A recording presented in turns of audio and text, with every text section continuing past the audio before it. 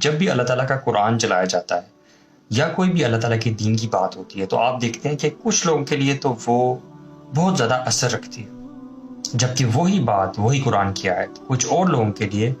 ان کی زندگی پر، ان کے موڈ پر، ان کے بیہیویئر پر کوئی فرق نہیں ڈالتی۔ تو ایسا انسان کے ساتھ تب ہوتا ہے جب انسان اللہ تعالیٰ کی یاد سے بہت عرصے تک غافل رہے،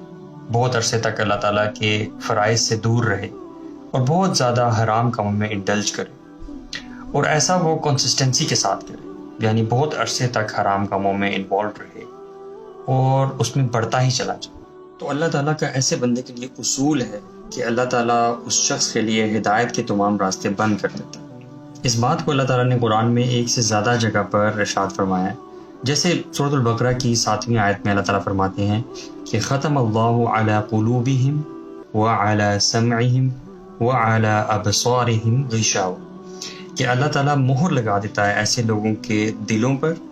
اور ایسے لوگوں کے کانوں پر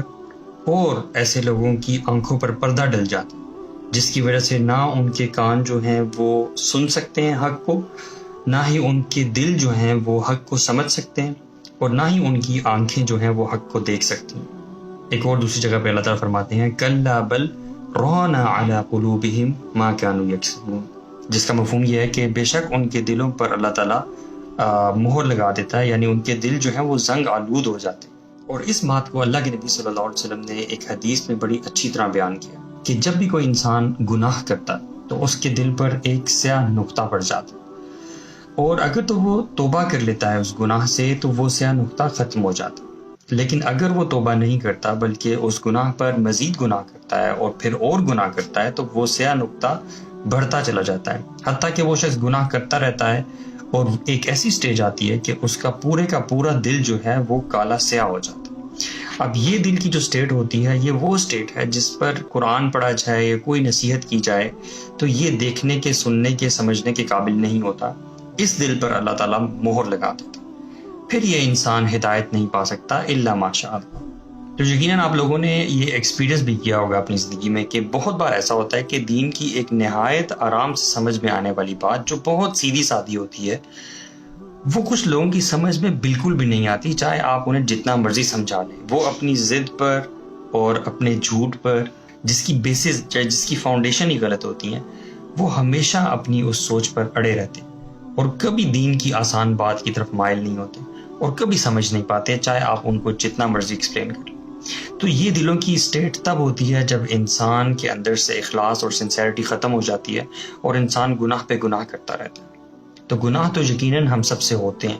اور ایسا نہیں ہو سکتا کہ ہم لوگوں سے گناہ نہ ہو، جیسے کہ حدیث میں بھی آ جاتا ہے کہ